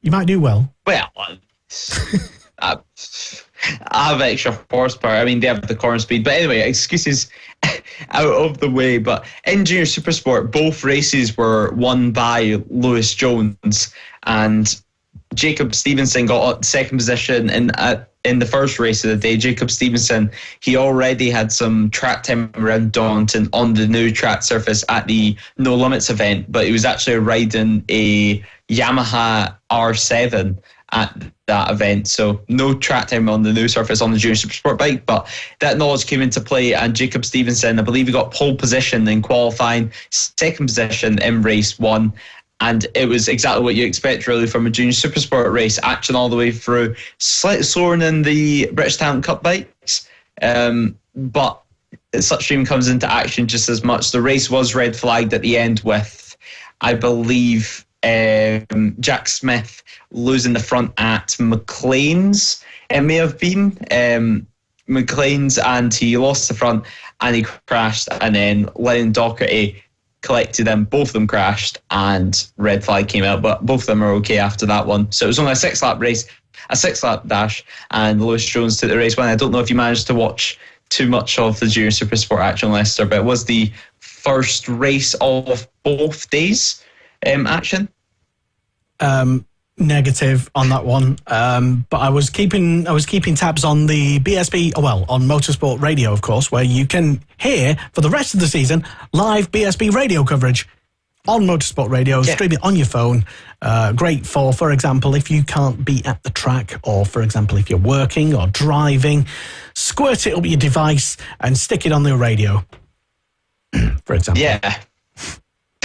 Listen to it at the track as well, and then you would have listened in race 2, Lewis Jones taking yet another race win, and he looked pretty much unstoppable. Although the front three were separated by around half a second at the line, he still looked the strongest throughout the whole race. In fact, the whole team that it was in was very, very strong. Lennon Doherty taking a podium, Scottish rider, so pretty happy for him to see him on the podium. Although I will say that Lennon crashed after claiming that third place, and he was too busy celebrating, wasn't looking where he was going on the cool-down lap, and hit into the back of another rider. And then, he had to go to Park Ferme to the podium in the back of the recovery van. So pretty embarrassing there from him, but he doesn't care. He got a podium at BSB. I believe it's his first ever BSB podium. And I believe he's also testing for the next round of BSB tonight at Knockhill. I think they were testing until about 8 p.m. So, already getting track time. Interesting. Congratulations, Lewis Jones.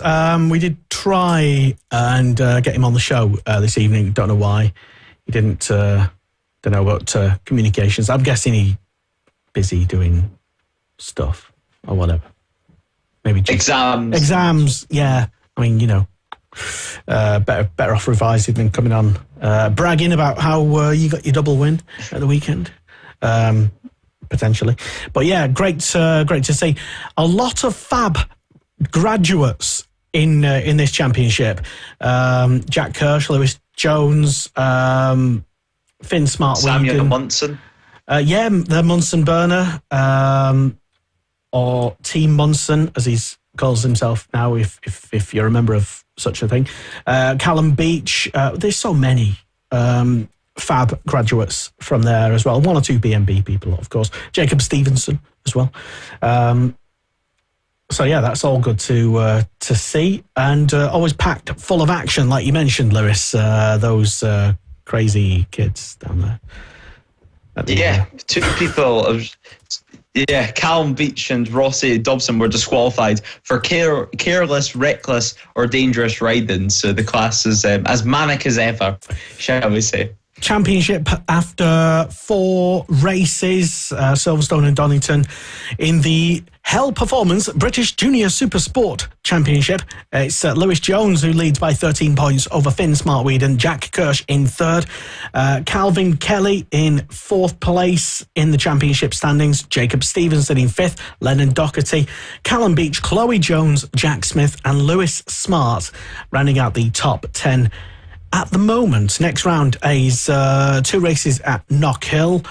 And I think you say earlier on, Lewis, it's the first time that these riders, or this it's the first championship time that I can remember anyway, but it's certainly the first time in a couple of seasons that they've been at Knockhill. So it should be pretty good. I mean, we see how the action's like on circuits like Donington, but around Knockhill, it's going to be manic. I think there could be some back markers that might come into play in some of the races, because it's not a long circuit. It's only 1.3 miles. So, it's going to be a good one. I'm looking forward to Knockhill, certainly for this class and certainly for the British Junior Supersport riders.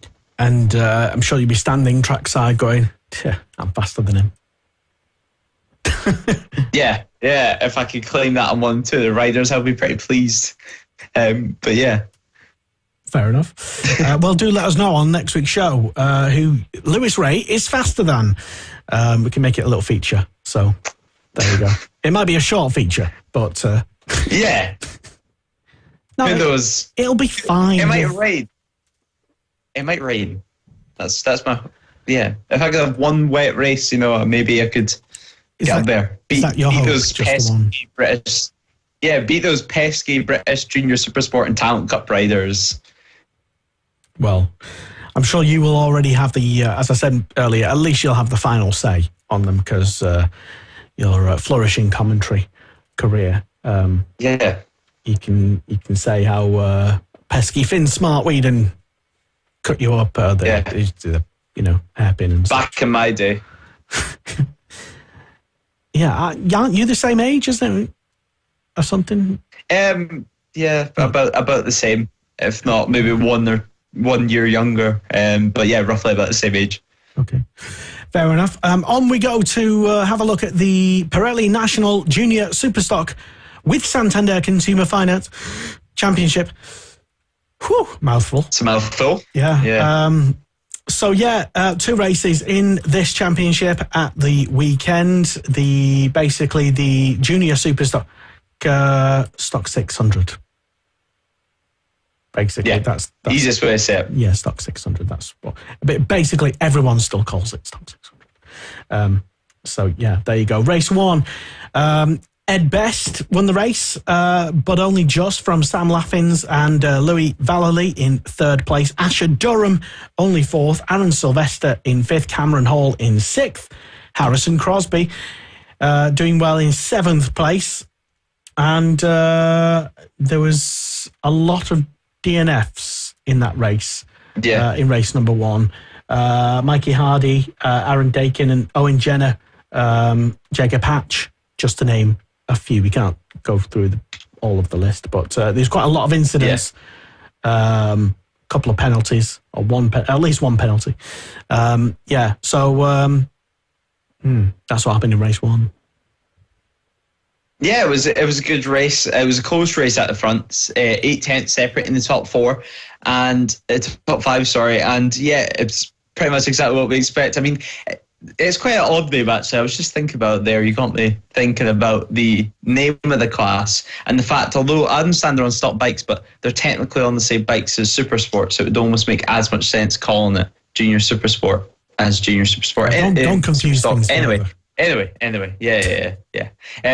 quite a few DNFs. Owen Jenner DNF, and he was in the fight for the race win, but he would repeat that in race 2 once again. Declan Connell also a DNF, but he's also another one of the many riders which will be at Knockhill this weekend testing for the next round. Zach Shelton down in 12th as well.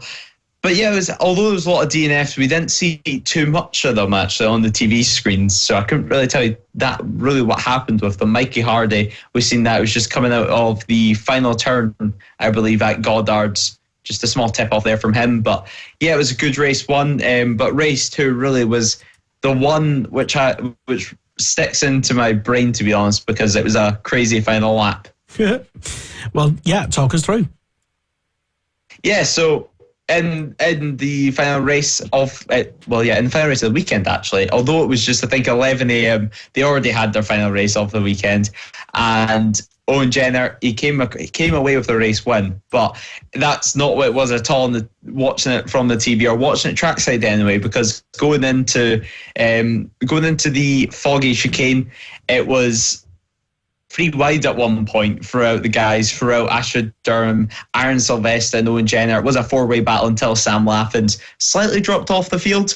But going into the Melbourne hairpin loop, so just 2 corners to go, it was 3 wide once again. And it was Aaron Sylvester trying his best to defend from Asher Durham. But Asher Durham, he managed to dive down the inside at the Melbourne hairpin loop and managed to get into the race lead. But that move, they ran so tight on the entry, it ran both of them wide and allowed Owen Jenner to pass both of them in one corner and to take the race win. So he'd done both of them in the same corner, and it was a dramatic final lap. There was very, very close to contact anyway. Asher Durham had to set up the bike, and so did Aaron Sylvester. And then once again, going into the final corner, there was more drama.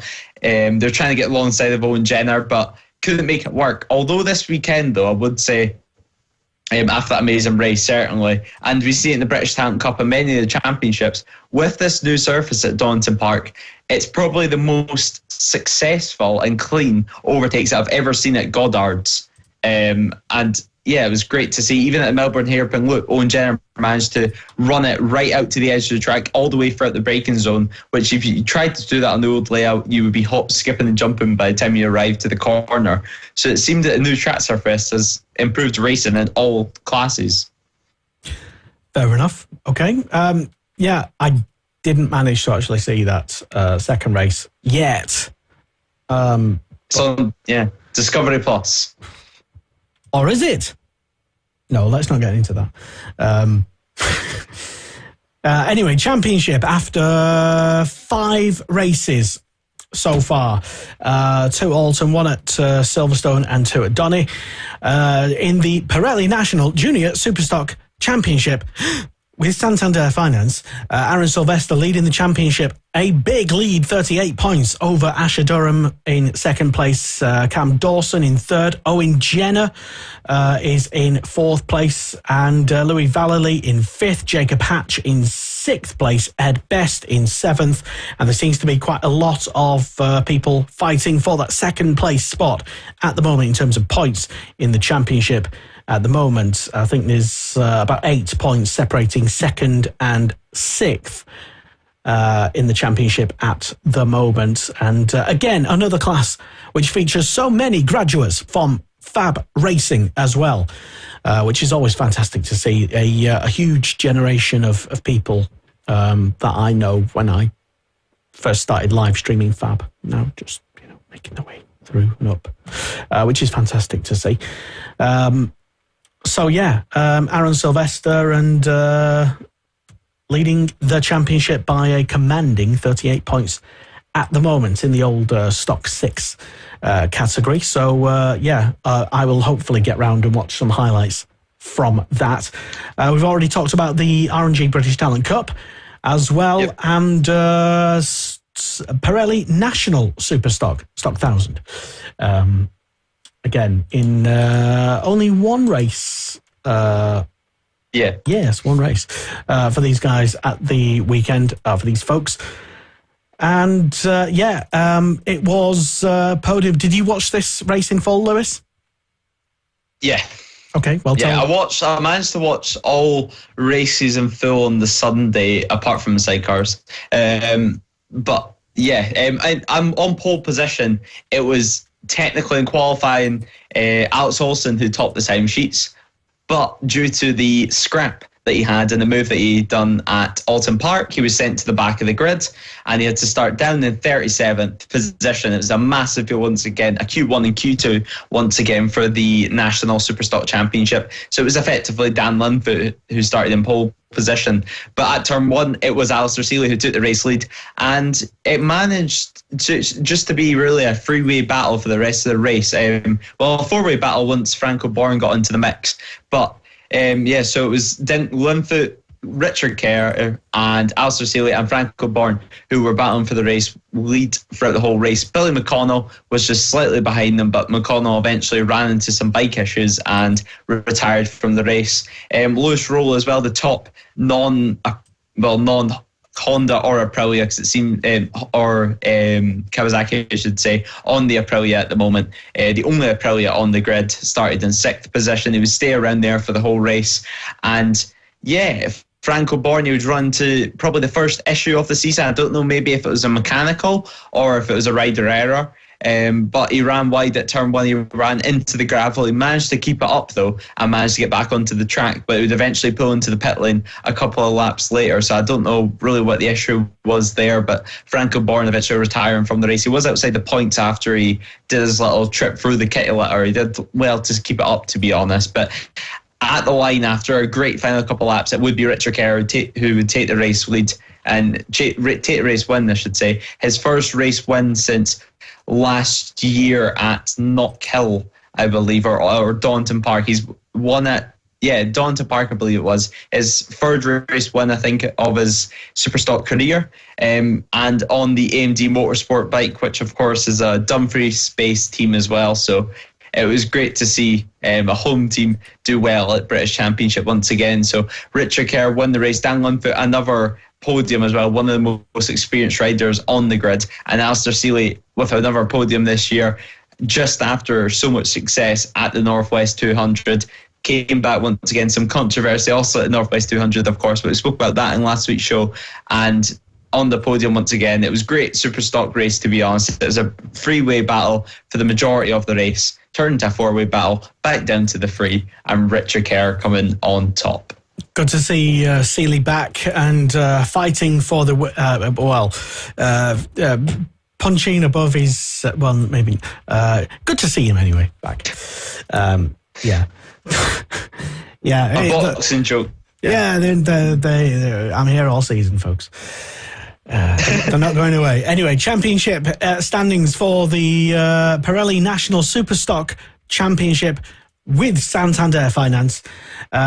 Dan Linfoot is leading the championship, but only by 8 points from Richard Kerr, is now in second place. Joe Talbot in third. Franco Bourne down to fourth place. Alex Olsen in fifth. Alistair Seeley in sixth. Lewis Rollo on that Aprilia in seventh place. David Allingham in eighth. Joe Francis ninth. And Ben Luxton rounding out the top 10 in the championship right now, going into Knockhill, where they have two races scheduled for Knockhill.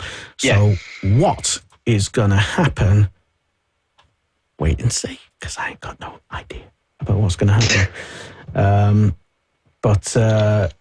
There's so many. I'm a bit conflicted with this particular championship because there's so many riders, and I'm normally a super neutral person, or at least I try to be, at least when doing this show anyway, but there's so many riders that I want to see do well, so I just end up thinking, it's a little bit like that, a bit like the British Talent Cup as well. It seems to be as well a championship which has been heavily dominated by the Hondas in the past couple of seasons. The top 5 bikes are all Hondas. The BMW Seeley podium. Yeah. So, and Lewis Rollo. Yeah, could have been as well. Yeah. So there's a couple of there's a couple of people which can compete with the Hondas anyway, but certainly in Superstock, it seems to be the bike to be on at the moment, or certainly the bike that everyone's picked to be on at the moment. But it's still been a great championship this year. It's still very close. You can't call it. Even at Alton Park, it was another 3-4 bike scrap for the race win. So it seems to be every single round. And plenty of privateers as well. Ben Luxton this year as well, on his own team, on his own bike. He had a crash as well, I believe, in the only race of the weekend, which I think seems to be probably one of the worst parts of them only having one race, is the fact that it all comes down to that. So if you DNF from it, it must feel like your weekend's been kind of a waste, considering you don't get a chance to redeem yourself. Well, I suppose the only redeeming thing, if you do DNF and you're called Ben Luxton, is that you don't have far to go home, because he only lives in Stockport, which is like 2 hours away. No, well, an hour and a half, actually. So, So, hey-ho. Onwards and upwards, another couple of races at Knockhill for those guys. Moving on next to the Quattro Group British Supersport and British GP2 Championships. And the two races, the sprint race on the, I think there were, there was the sprint race and the feature race as well. That was the other word I was looking for. So another packed grid full of riders for this particular one. And there was also the Cup class as well, the GP2 Cup. No, the GP2 Cup and the Supersport Cup as well. Supersport Cup, that was it. So anyway, tell us more, Lewis.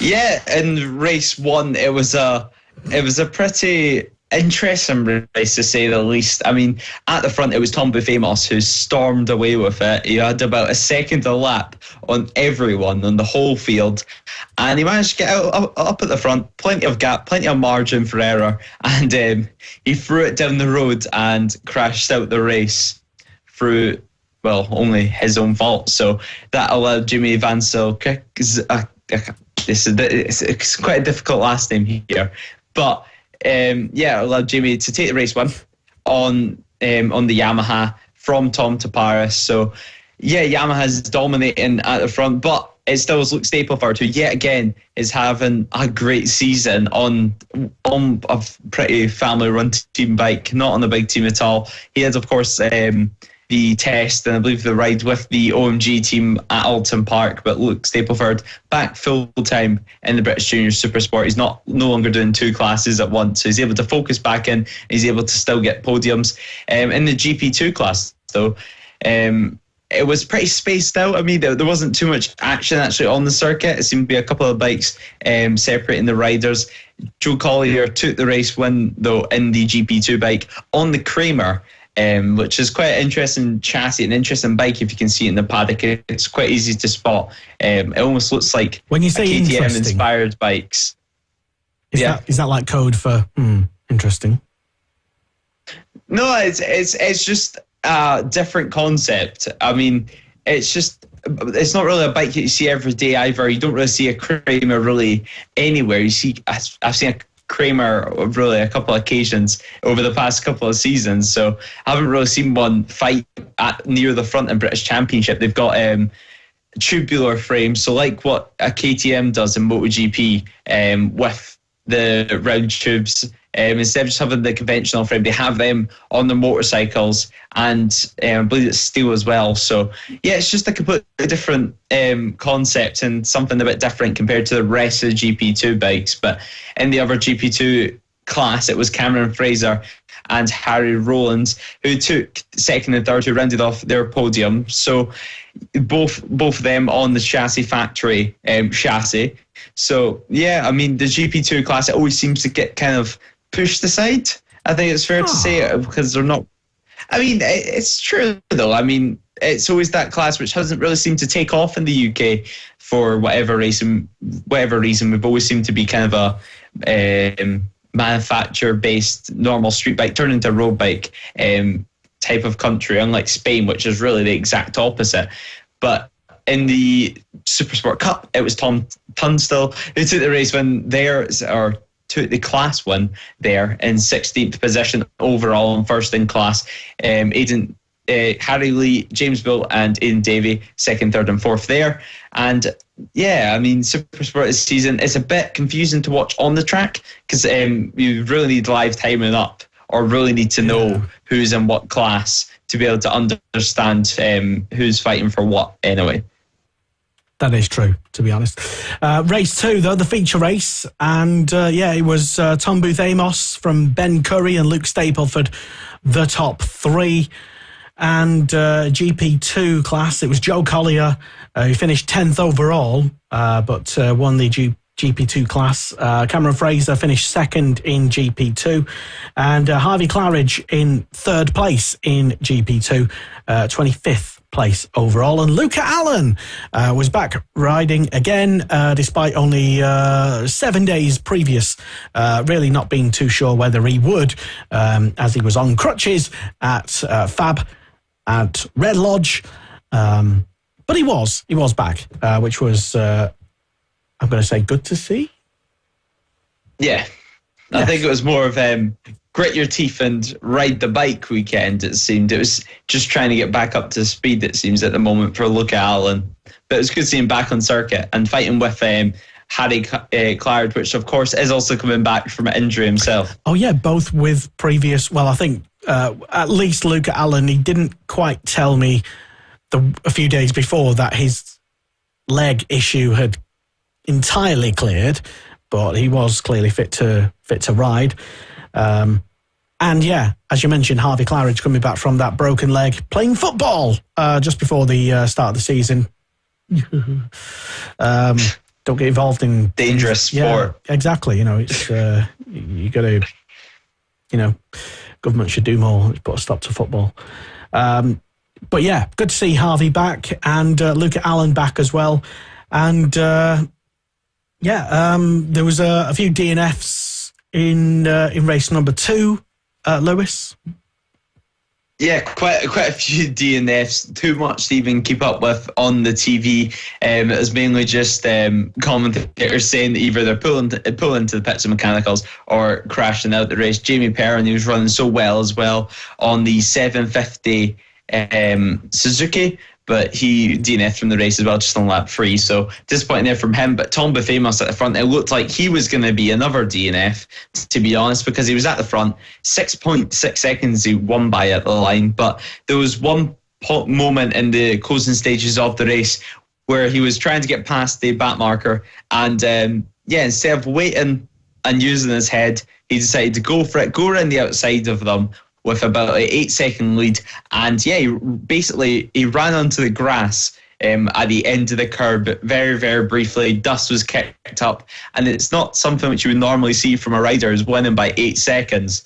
But he still won by 6.6 at the line. It was just a pretty hairy moment there from him. But Tom Befamos taking the race win. Ben Curry, he was very happy with that second place. He was quite disappointed after DNFing from race 1 the day before. Luke Stapleford once again on the podium, and the GP2 race winner, as you mentioned, Joe Collier, taking that race win once again on the Kramer. The Kramer seems to be doing very, very well. And Tom Tunstall once again winning in the Cup class. So, towards the end of the race, it was just kind of waiting to see what was going to happen, to say the least. Certainly the front boys, they were pretty spaced out. They kind of decided where their pace was set, and the pace setter was Tom Befamos, and he looked unstoppable once again this weekend. Once he was actually able to stay on the bike, nobody could stop him for the lap times. Even said on the grid himself, he reckoned he was winning it as long as he stayed on the bike. So he was just going to not push 100% because he had over a second on the whole field, was basically his words on the grid. So, well, that's good that his confidence actually translated into performance and not making him look silly. Having done something silly, which he didn't do, which was good. Championship for the British Supersport Championship after 6 races this season, 2 races at every round scheduled this year. Tom Befamos leading the championship, but by only 1 point. Luke Stapleford in second place, Ben Curry in third, and there's 4 points separating the top 3 at the moment. And there was who else? Everyone else, basically. TSL, if you wanted to, I'm trying to whiz through all of these and give basically without going over like a 2 hour. I think 2 hours to do this show is like more than enough time, I think. But so that's going to be interesting going into Knockhill. I think the closest, even closer than BSB at the top, with just 1 point separating Befamos and Stapleford at the top of the championship. That should be definitely throw up some interesting things. I've just been having a quick look at what else is, if anything, what's happening this weekend in terms of bike racing and anything like that. And they're, according to our website, motorsport.radio/calendars, where you can go and download all your calendars for the season and put them in your device and get many calendars for your just subliminal messaging, basically. Lots happening this weekend, except on 2 wheels. That is, of course, if you're up in Knockhill, which seems to be the only circuit racing going on this weekend, as far as I can see, according to my calendar. Everyone, all the big boys anyway, are all at a small event in the small little aisle for the TT, which starts next Monday. TT will start. So although we won't have too much bike racing this weekend, unless if you're up at Knockhill, you still get 2 weeks of bike racing throughout the week as well. And and you can watch it live for the second year in a row on the Isle of Man TT Plus website. So I'm very excited for that. I'll be with strikes and some free time. I should be able to watch pretty much every single practice and qualifying this year. So should be a good one. I'm looking forward to the TT. Yeah, thanks to the Scottish teachers' incompetence and various pay disputes and strikes, Lewis will get to watch all of the TT. A bright side to things. A bright outlook. I mean, you can't really ask for any more. We're dangerously close to veering into politics. Talking about dates, actually. Go on. I was this isn't this weekend, it's all the way in October, but I was looking at the BSB calendar, looking at the Donington Park website, because I thought I did see something about it on Facebook. And on the Donington Park website for the next year on the BSB, it says they're on the national circuit until you click onto it, and now it says change it to the GP circuit. So it looks like we're going to the GP twice this year. I did get a notification about that on my phone, but it was like early in the afternoon, so I was still asleep. But yes, it looks like the national circuit. I haven't checked the website, so I don't know if this has been an official announcement, but from what we can see, just reading between the lines, it looks like, yes, we will be going to... what would be the reason for that? I can't think. I was looking forward to the national layout, to be perfectly honest with you. But yeah, and they may still change their minds yet, so that's not 100% confirmed. But yeah, anyway, just going back to mentioning the TT, just because I know it's of interest to so many people, how can you watch it? And specifically, the big question is, how much is it actually going to cost? Well, on the official Isle of Man TT Races.com site, or iomttraces.com site, you can watch the TT Plus Live Pass for just £20. That's $19.99, which I would say is great value. And by the way, I'm not getting any money from telling you that. That's just my own opinion of the cost of watching the TT. It's on pre-sale now at $19.99. It may not be $19.99 if you actually try next week. So at the moment, currently, it's $19.99. It's available on all your devices, smart tellies and whatnot, Amazon Fire Stick and whatnot. There's up to 11 days, Lewis, of action. That's over 40 hours. That's almost as many as we streamed live from Lid at Fab Racing the other week. Not quite, but it feels like that. You can watch all the races back. I know this is turning into a bit of an advert for the TT Plus, but I'm sure they'll do a fantastic job. And why wouldn't they?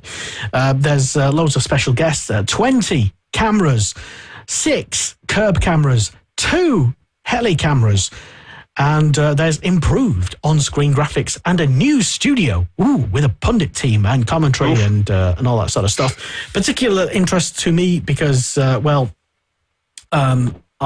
know certainly firsthand the technical challenges of putting together not just grassroots racing around kart tracks or big tracks. So I've got every empathy and sympathy of the challenges that production would face. Yeah. And I don't know who's directing it, or the team of directors maybe, but I know to keep all of the technical things going and have no technical issues is kind of impossible at an event like that. So I would urge you to just be nice to the production team if such things happen. I know they did in the past, but let's just be nice to them. To be fair, I paid for it last year, and certainly the first week of practice, it was a bit. It was. You could tell it was his first year, and there was plenty of glitches, plenty of stuttering, plenty of crashes. But by the end of the 2 weeks of racing, by the time you got into the final couple of days of racing, it wasn't too bad, to be honest. It was very impressive considering it's a 37.7 3-mile course. And yeah, they improve, and it was clear that they listened to the feedback and worked their hardest to fix it. And even if you bought last year's pass, which I've just found out today actually, it's not like a subscription. Once you buy it, you own it for the rest of your time, really. I can still go back, although I haven't bought the 2023 pass just yet, I can still go back and watch all of the 2022 action for free and on TT Plus. Did not know that. Okay. I mean, it doesn't say that is one of the features, so I'm not going to definitely suggest that could happen. It might just be an oversight, maybe, potentially. Maybe for the first year, but... Maybe it's just a 12 months thing, so... Everything on the site, though, is free apart from the live action and the 2023 live action stuff. So you can watch all the interviews, the podcast, and the new show which came out this week, the Closer to the Limit, or I think it's called. Oh yeah, something. It's on ITV4 tonight. I thought that was just a documentary. Is that an actual regular show? Is it? It's a 5-part documentary or 4-part documentary spaced across this week on the build-up to the TT. So, yeah, I'm really excited for the TT. And it's even better now we can watch it live. And £20, it's really nothing considering, it keeps the race alive, really. It gives money back to the organisers for an event, which has been pretty much free to run, free to go to, apart from the cost of ferries and accommodation. So, yeah, why not? It's really nothing considering you get to watch the fastest guys and the bravest guys in the world live.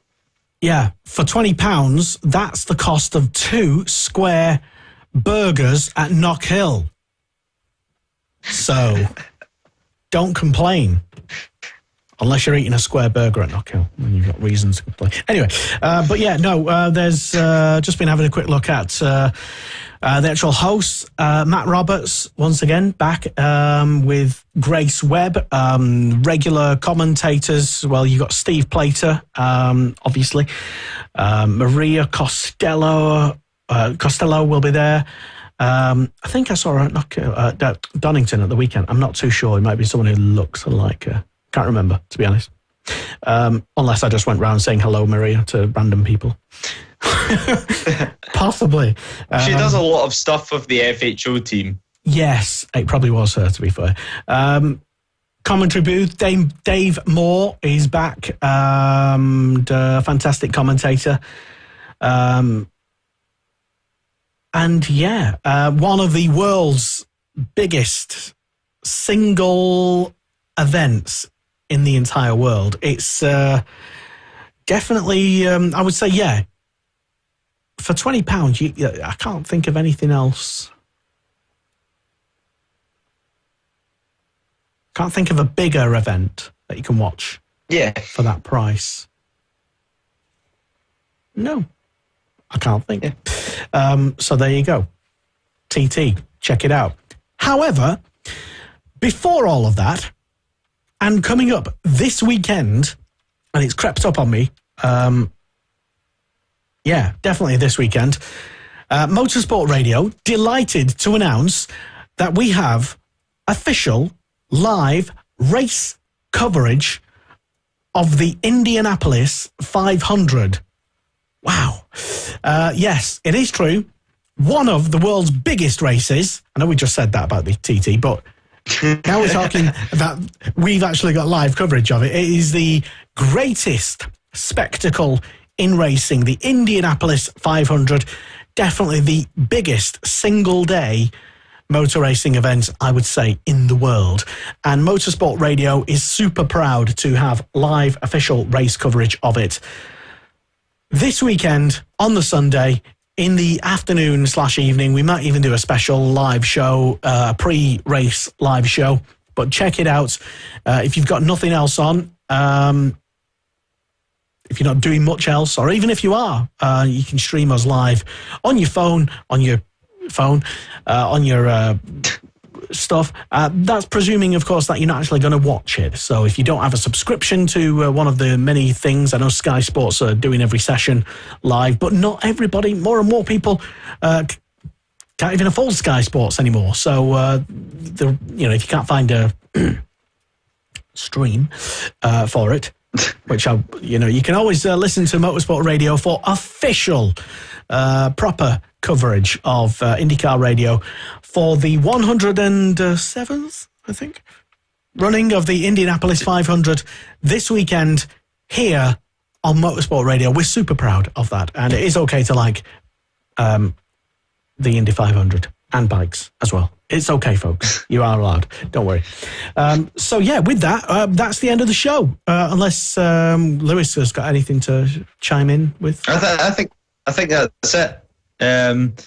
TT coming up, Indy 500 coming up as well, and on the four-wheel front as well. I think F1's at Monaco this weekend. So bike racing terms, there's not too much on this weekend apart from up at Knockhill, but certainly at home on the TV there's not too much to watch. So potentially you might have to switch over to some four wheels just for the weekend if you want your racing fix. But of course, or you can wait till the Monday to watch the TT pretty much all day.